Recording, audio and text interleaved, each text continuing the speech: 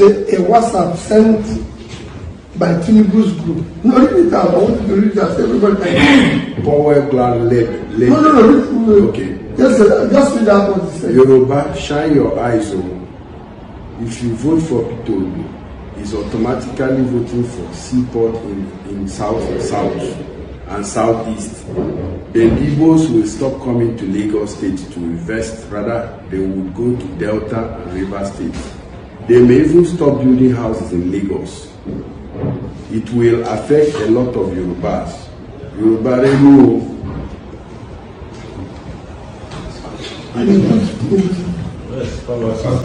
This is your context. If I am lying, there was no such thing.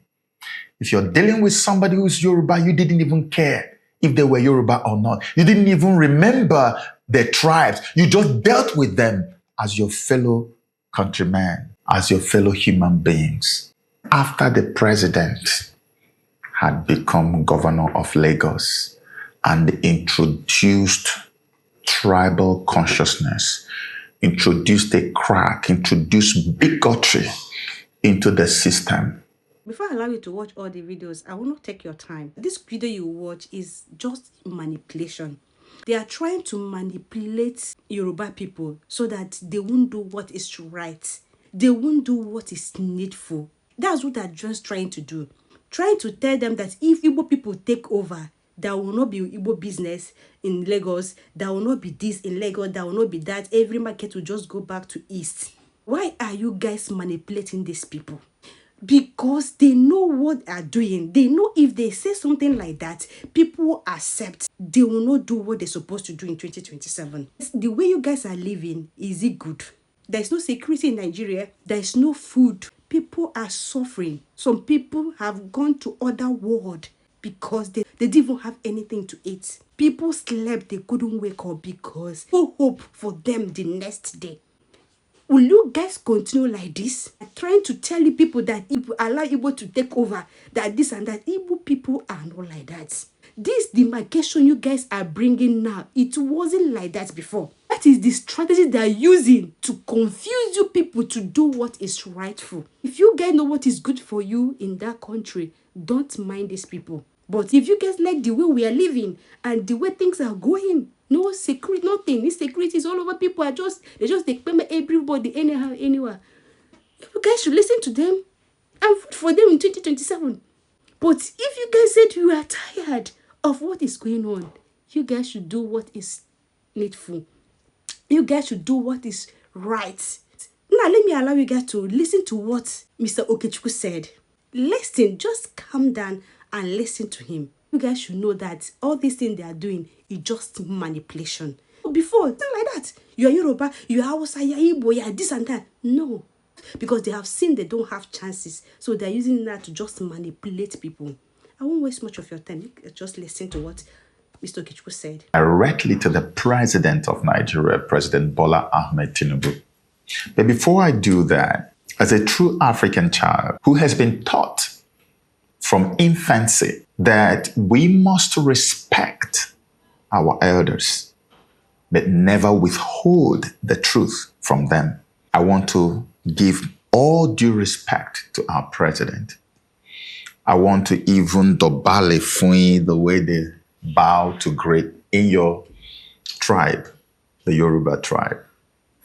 I want to thank you for all the good that you have done, despite a bunch of bad that is being bandied all over the place in the media, despite a lot of accusations, complaints that people have against you. I personally don't believe there's anybody in this world who is 100% all bad and no good. No. People have bad sides to them and they have good sides to them.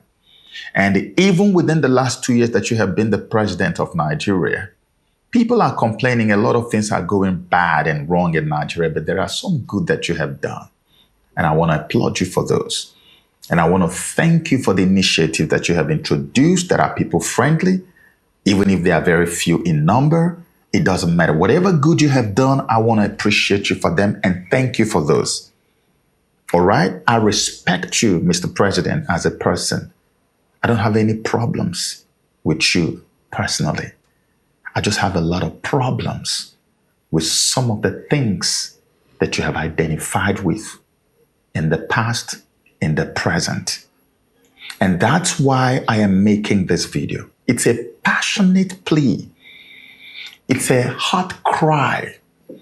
It's been sitting with me for so long, and I felt like there's no way I can continue to live with this. I call this part of my video Unmasking the Legacy of Bigotry, Mr. President, because as far as I am concerned, just trying to tell you the truth, you come across as the most divisive political leader that I have come to know in Nigeria within the period that I have been alive. And I'm going to tell you why. I am not going to speak sentimentally.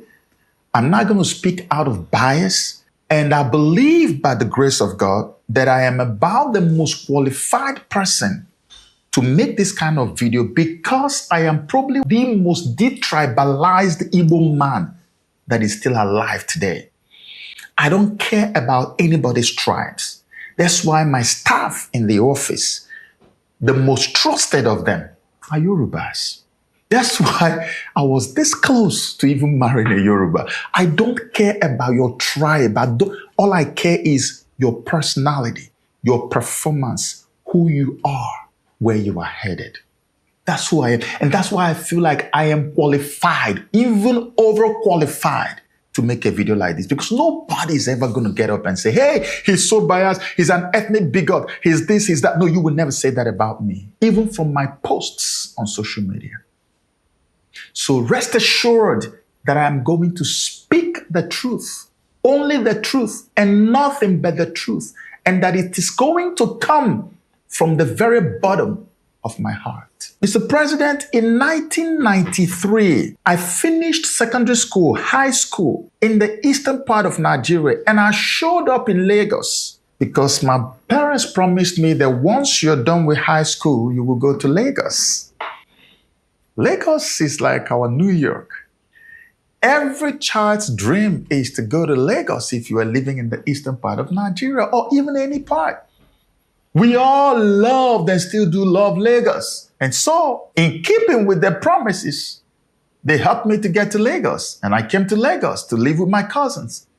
And as soon as I showed up in Lagos, Lagos lived up to all the noise and all the expectations we had about Lagos. It lived up to it. Even beyond, I was very excited, very happy. It turned out that in Lagos, I could connect with people from different backgrounds. All the tribes in Nigeria were in Lagos. I could only connect with maybe one or two while I was in Enugu. But in Lagos, every single tribe that is located in Nigeria, all the 500 tribes we have in Nigeria, you would see the people in Lagos, Nigeria. That was so beautiful to me. I enjoyed every bit of it. I was meeting people, socializing. It was fun. We were so blinded to tribal consciousness. Nobody was ever treating anybody based on their tribes. I said I would speak the truth, so I'm going to ask people who lived in Lagos within this period to please bear me witness if I am lying. There was no such thing.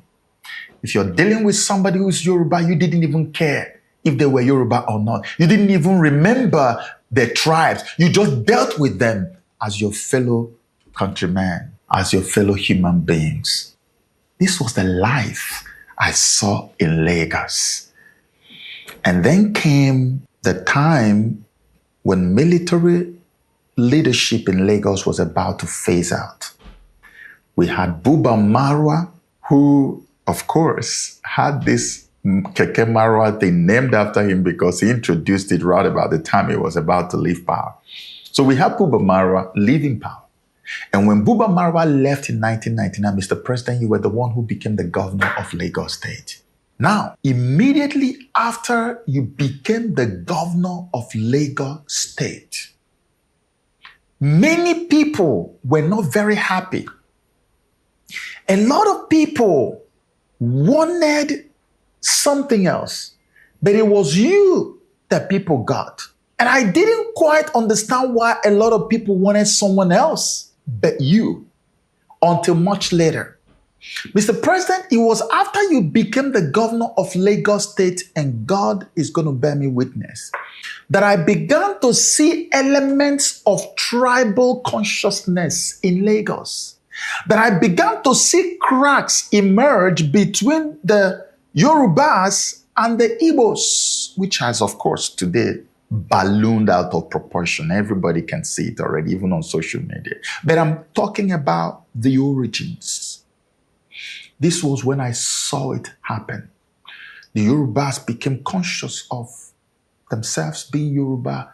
Igbos were now made to understand you are Igbo. We now began to hear things like you are in my land, you are in my land or not in my land. All those things we couldn't hear before you became governor, Mr. President. And they started showing up. Well, in 2000, I traveled out of the country. I was already working in Lagos in 1996 as a sales representative. And my work revolved around Okare and Balogun market, which is why I said there was no such thing as tribal consciousness or identity consciousness. I could navigate Okare Balogun market with my eyes closed. I knew the terrain like the back of my hand. We mingled. So many Igbos spoke even Yoruba more than they spoke Igbo. It was such a beautiful time to be alive.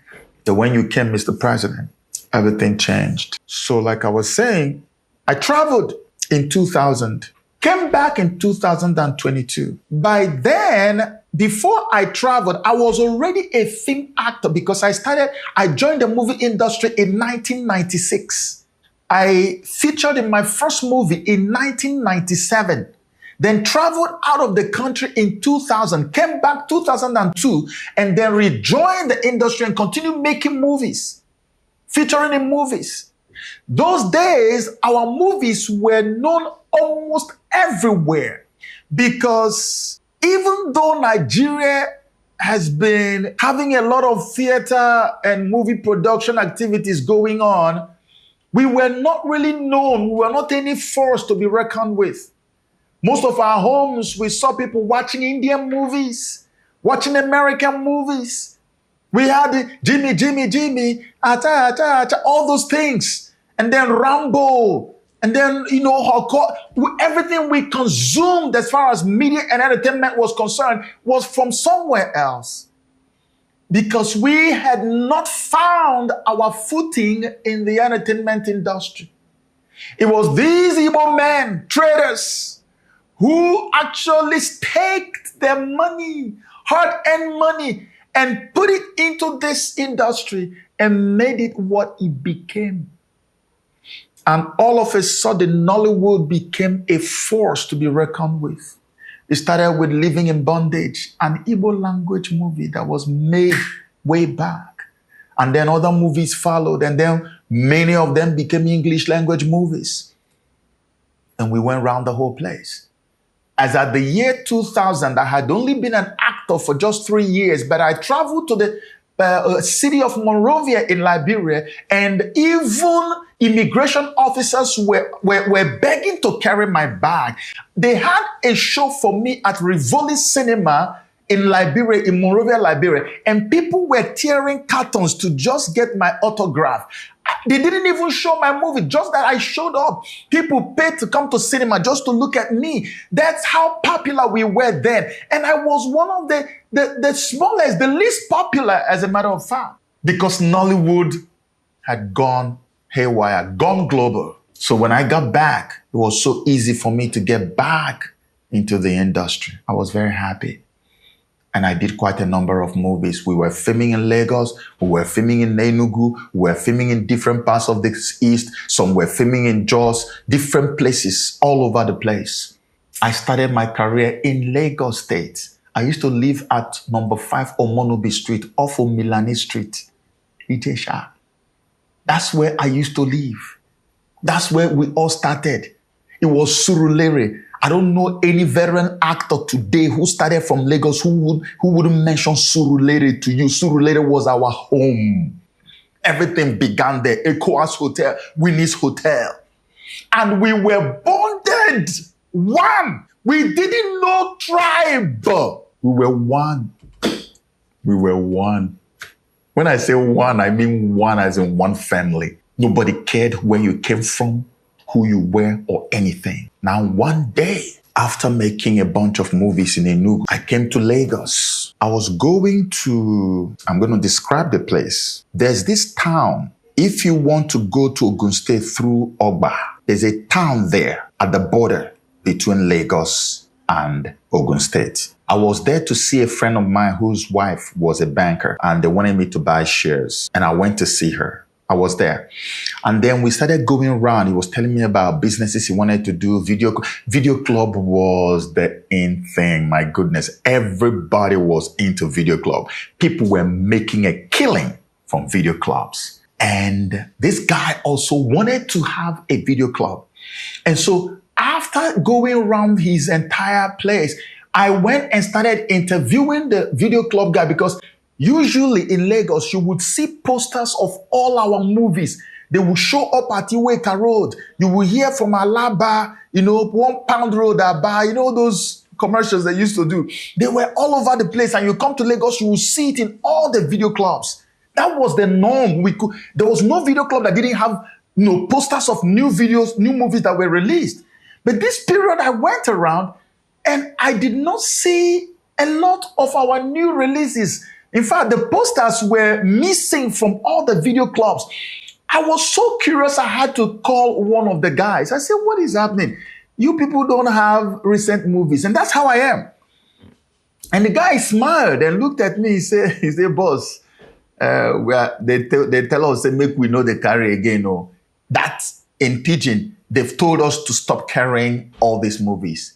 I had to sit down on his bench to ask why. Who told you? What are you saying?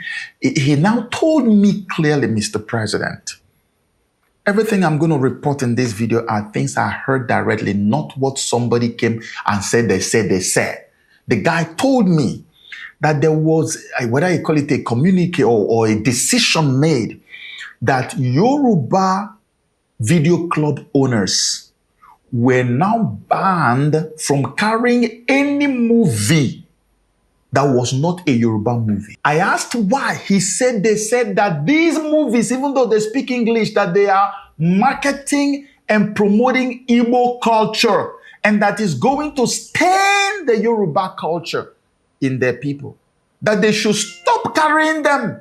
This guy told me to my face that they should stop carrying them.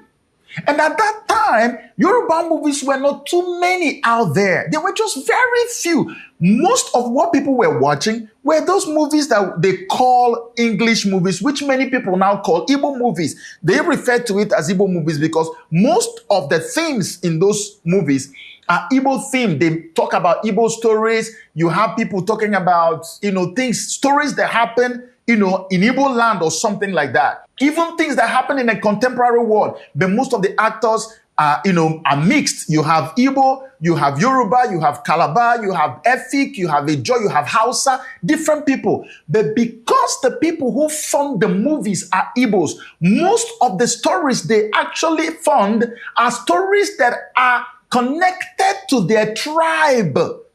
But they are produced in English language. They are not made in Igbo. They are made in English language. And because of that, people were now calling these movies Igbo movies and banned Yoruba video club owners from ever keeping those movies in their video clubs. I thought it was a joke. It wasn't. I looked around and started checking out the video clubs. None of them.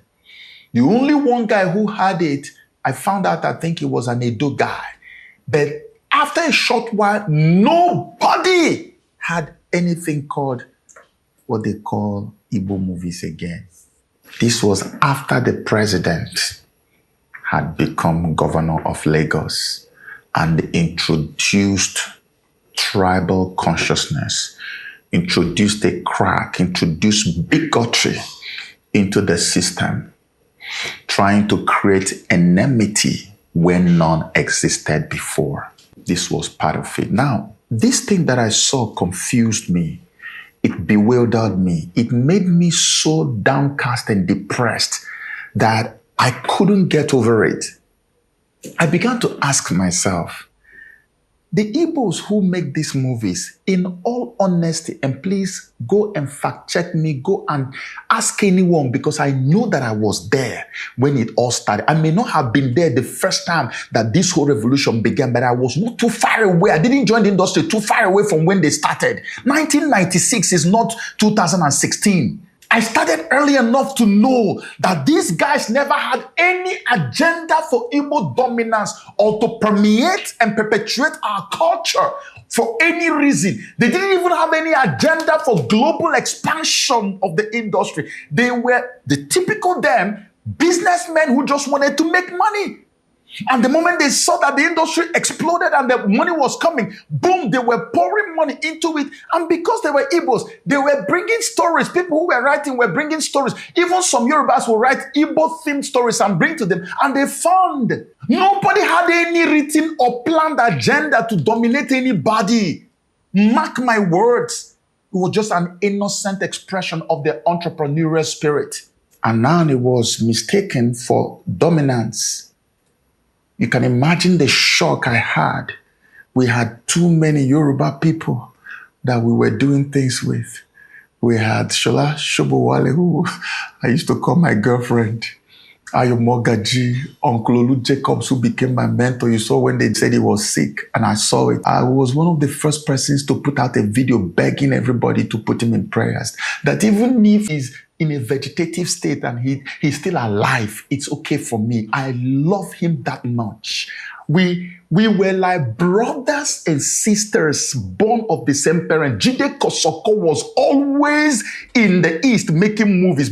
Baba Suwe, all of them. No discrimination, nothing whatsoever. Ask anyone that is watching this video today. All of a sudden, we're now seeing this. So when this happened, I said, okay, I'm going to do a little bit of research into this to find out. So I started talking to a few of those, my friends, my brothers. I call them brothers, Yoruba brothers that were practicing the industry together and all of that. And now something very mind-boggling was revealed to me. So it was this brother who came to me and said, Joe, I'm going to tell you the truth. This is what is happening. So what you're witnessing is the execution of an agenda, a well-crafted agenda for Yoruba dominance in all spheres of human endeavor in Nigeria, from media and entertainment to journalism, to civil service, to banking and finance, to artisans, to everything. And then in the end, to even politics, governance. I said, bro, what are you talking about? He said, my brother, this is not wishful thinking. There is a well-articulated written booklet, a blueprint for this, that this is just the foundational stage. It's just a tiny little beginning you're watching, that this is a huge, massive program that will be unleashed, and that you, Baba Tinubu, is the brain behind it. This guy told me this. I was mute for a very long time. I couldn't speak. I said, now it makes sense why all of a sudden the Yoruba person next to me is suddenly becoming aware of my Igbo-ness. And now I'm being very conscious of a Yoruba person. And the Hausa is big. Suddenly we are now seeing the cracks. We are now seeing the divisions that we never saw before.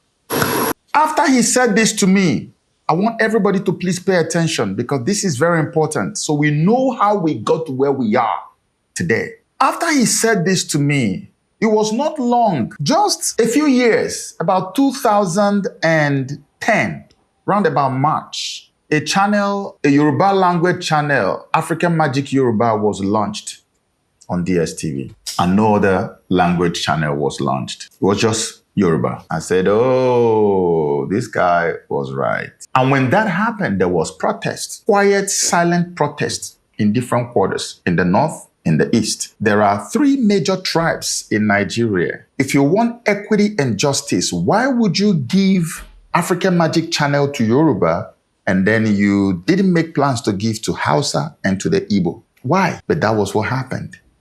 It was not until 2014, 4 solid years later, that they caved into the protest and launched one for the Hausas. The argument had always been that why should Igbos even join the people who are protesting this language channel? Because after all the other channels on DSTV that show Nigerian movies, they are promoting your own culture. So why should you be talking and be asking for a channel dedicated to your language? Igbos, you should not open your mouth and join this discussion. So even when the Hausa one was launched 4 years later after the Yoruba one, they still did not give to Igbos. But Igbos did not give in.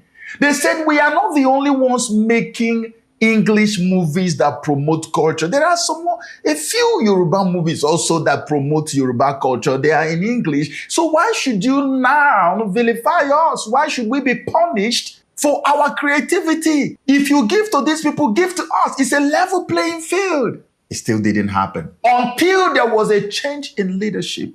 And now by 2015, they decided to give Igbos their own African Magic Igbo channel. I said to myself, oh, I am seeing it play out every day. And from that moment on, Yoruba movies that were not so many in number, this very program or agenda of Yoruba dominance suddenly began to produce funding, because my guy told me when we were talking about that video club thing, I said, but does it make sense that these people are told not to carry our movies, but they don't have any movie, any Yoruba movie? They just have only a few. Is it not affect? He said, don't worry about it, my brother, that there is money behind this program. He told me, and he said, watch, you're going to see. And true to his words, not long after, Yoruba movies flooded the market like there was no tomorrow. It was all over. It was everywhere. The video clubs were filled up.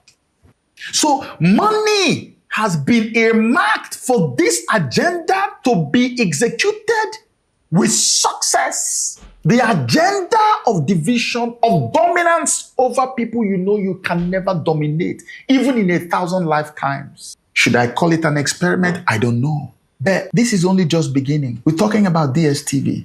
Then what about music industry? I am very happy that every person who has spoken to me and revealed the truth to me in this my story, every single one of them are Yoruba people. Not a single non-Yoruba revealed any truth to me about what is happening. And these are people, highly placed individuals who were in the center of everything. That's how much they trust me. That's how much they love me, and I love them.